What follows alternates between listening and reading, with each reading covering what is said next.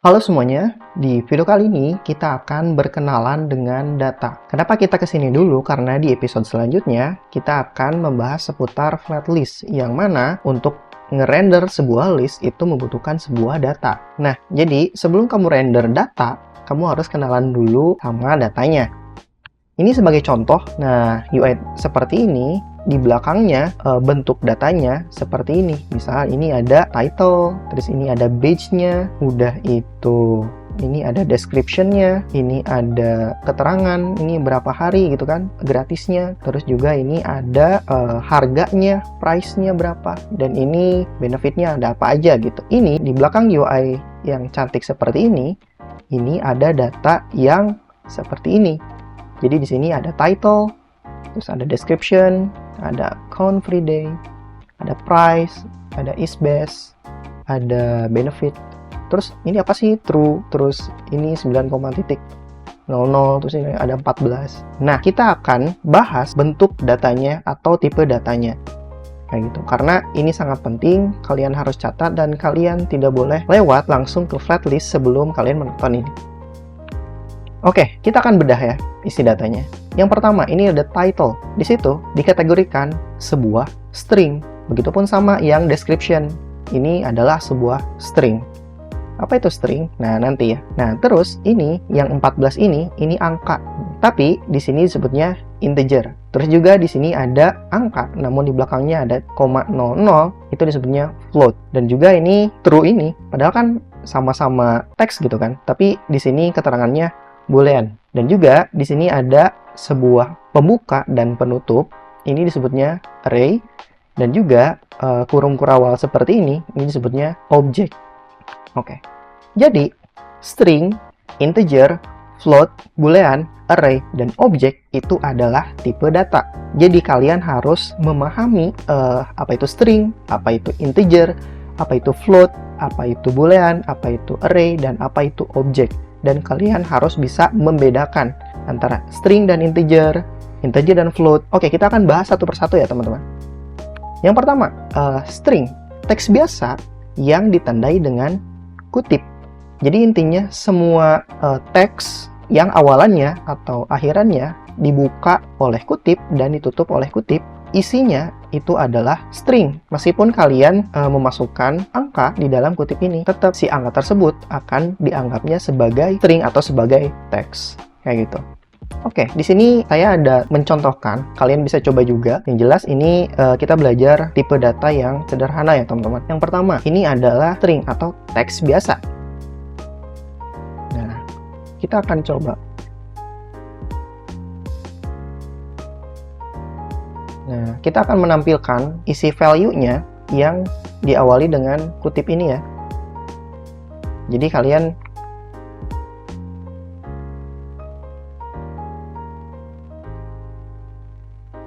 kutip 1 atau kutip 2 ini sama aja.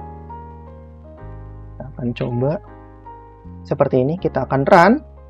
Otomatis hasilnya akan tampil teks seperti ini. Nah, kalau di TypeScript meskipun si kutipnya 1, ini nanti hasilnya akan menjadi 2 seperti ini, kayak gitu. Nah, itu string ya. Meskipun kalian misalnya masukin 32, tapi ada kutipnya.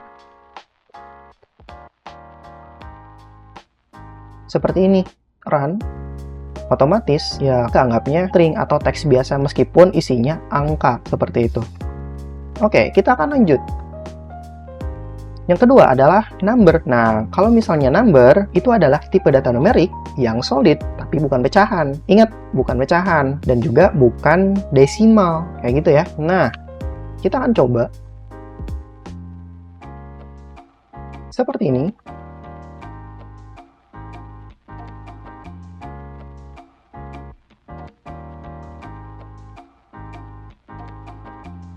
Dan juga ketika kita run, nah otomatis di dalam hasilnya, di lognya, itu berupa angka yang ditandai tidak ada koma. Ini tipe datanya number atau angka. Nah, tapi angka di sini itu adalah angka yang solid, tidak koma-komaan, kayak gitu ya. Oke, kita akan lanjut. Nah, yang ketiga ialah tipe data boolean. yaitu tipe data kondisi benar atau salah. Misalnya kita akan menampilkan suatu komponen yang komponen tersebut di situ tuh ada pengkondisian. Pengkondisiannya jika si kondisinya benar, maka akan ditampilkan. Jika kondisinya salah, si komponen tersebut akan tidak dirender di UI. Kayak gitu. Nah, biasanya ditandai dengan true or false atau 1 dan 0. Kenapa 1 dan 0? Karena 1 dan 0 melambangkan atau merepresentasi dari true or false. True adalah 1 dan 0 adalah false. Kenapa 1 dan 0? Karena 1 dan 0 adalah sebuah biner. Yang mana biner itu yang menjalankan sebuah sistem di komputer. Jadi komputasi komputer tuh ya terdiri dari 1 dan 0. Kayak gitu ya. Jadi antara true or false. Oke, kita akan coba. Nah, seperti ini.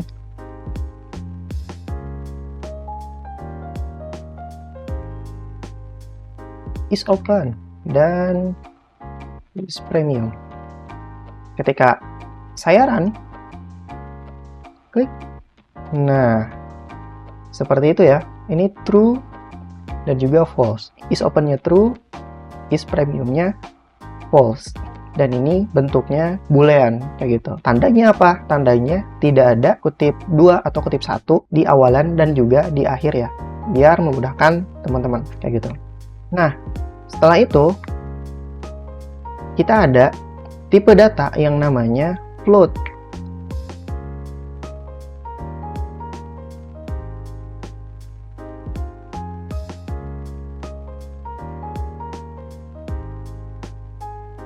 Seperti ini.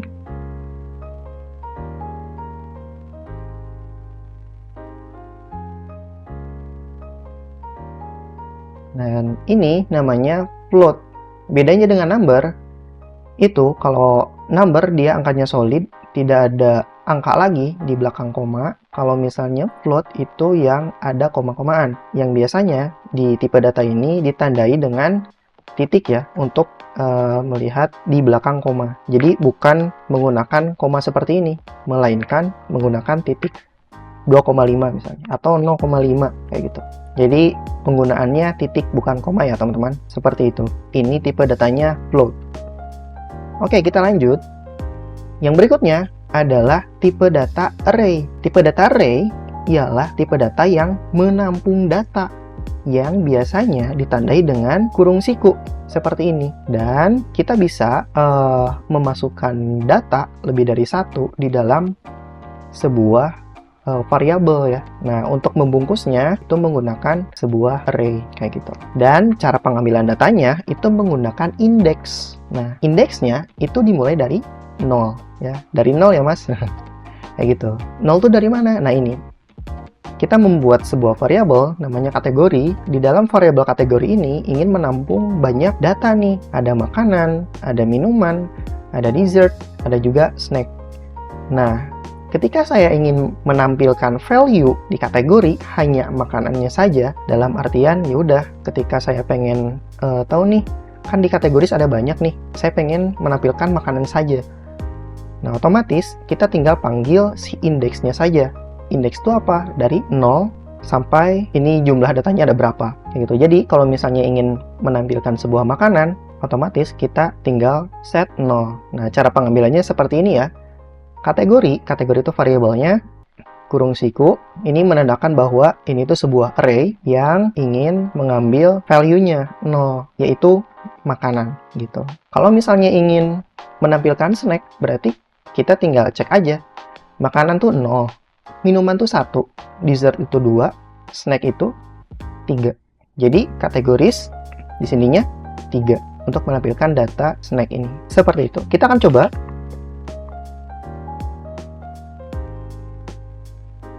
Nah, seperti ini.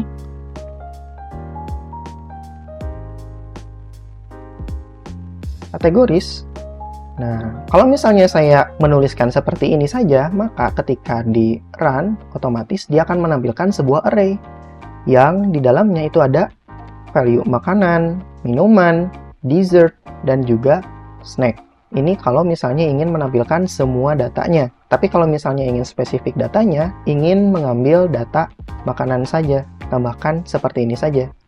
kurung CQ, udah itu indeksnya keberapa gitu. Ketika di run, otomatis yang muncul makanan. Nah, kalau misalnya ingin menampilkan value snack, berarti tinggal hitung saja. Ini 0, 1, 2, 3. Otomatis di sini kita set 3 snack. Kalau misalnya kita salah ngitung, kita ngitungnya malah dari 1, 1, 2, 3, 4. Nah, otomatis dia akan mengembalikan undefined. Ini tidak ditemukan gitu di dalam array si kategoris. Seperti itu. Oke, sekarang tipe data selanjutnya adalah objek. Bedanya, array dengan objek ialah sama-sama menampung data, namun bedanya kalau di objek dia ada key-nya atau ada kuncinya untuk nanti bisa menampilkan si value-nya. Caranya gimana? Caranya ya kamu membuat satu variabel, udah itu ditandai dengan kurung kurawal, udah itu masukin key-nya, ini key-nya bebas, apapun itu, udah itu masukin datanya. Nah, seperti itu ya. Cara untuk menampilkan sebuah datanya, kalian cukup panggil si key-nya saja. Key-nya itu yang ini, yang di sini ya. Key-nya saja. Nanti value-nya akan muncul. Oke, kita akan coba.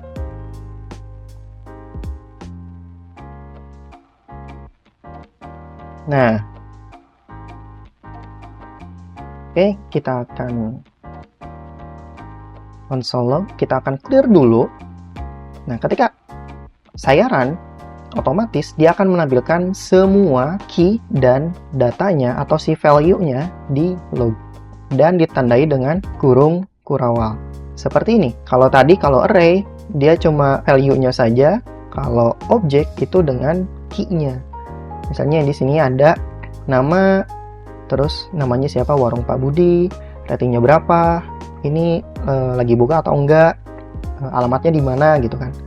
Nah, itu ada key dan juga value-nya. Nah, kalau misalnya saya ingin ngambil si ratingnya saja, otomatis kalian tinggal tambahkan. Caranya gimana? Caranya bukan seperti ini ya, seperti array. Caranya tinggal tambahkan titik key-nya apa. Nah, di sini kalau dari TypeScript itu udah dikasih tahu ya, key-nya mau apa nih. Kita mau ngambil value dari rating, tinggal klik aja rating. Restoran, titik, rating atau dot rating. Maka ketika di run, otomatis dia akan menampilkan ratingnya saja. Seperti itu. Nah, gimana kalau misalnya saya ingin menampilkan alamatnya saja? Berarti tinggal ganti aja. Dot address. Ketika di run, otomatis dia akan menampilkan address value dari address saja. Kayak gitu. Oke, lanjut. Nah, ternyata array dan objek itu bisa digabungkan. Namanya array of object. Yang mana kita bisa membuat seperti ini. Kita buat variabel yang namanya menulis. Si array ini terdiri dari kumpulan objek. Nah, bentuk array of object ini bakalan sering dipakai di dalam distribusi data. Biasanya, hasil dari REST API itu bentuknya seperti ini, array of object, atau bisa juga objek. Untuk yang array ini, sebetulnya di dalamnya bukan hanya kumpulan data seperti array biasa, namun kita juga bisa menggabungkan array dan juga objek dengan nama array of object, kayak gitu. Gabungan dari array dan objek untuk menampung data yang terstruktur. Dan ini mengapa sangat penting? Hampir semua data yang kamu lihat di internet ini menggunakan format yang seperti ini. Gimana cara menampilkannya? Sebetulnya kurang lebih sama saja, dan juga kita bisa menggabungkan seperti ini ya teman-teman. Kayak kita akan coba ya. Nah,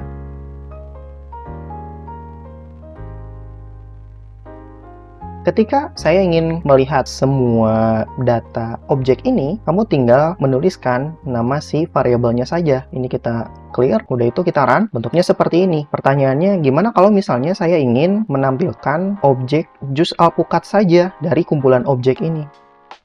Gampang banget ya. Kita tinggal ambil aja indeksnya, yaitu 4. Ketika saya run, otomatis yang tampil adalah objek dari si indeks yang keempat ini. Seperti itu ya. Pertanyaan selanjutnya, gimana kalau misalnya saya ingin menampilkan sekaligus dengan namanya, nama dari si objeknya. Misalnya saya ingin menampilkan jus alpukat saja. Ya, kita tinggal panggil saja dengan cara pemanggilan si objek menggunakan titik ya teman-teman. Tinggal ambil aja key-nya apa yang mau ditampilin.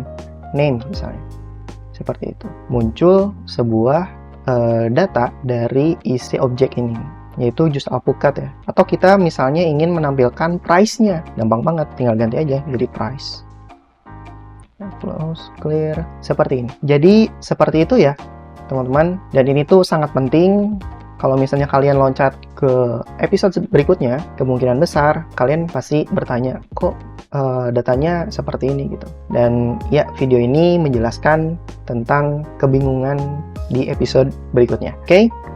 Dan ya, ini adalah panduan visual tipe data TypeScript. Jadi di sini tuh ada dua tipe data, yang satu data primitif dan yang satunya lagi tipe data objek ya. Dan ya, ini tugas kalian untuk belajar secara mandiri.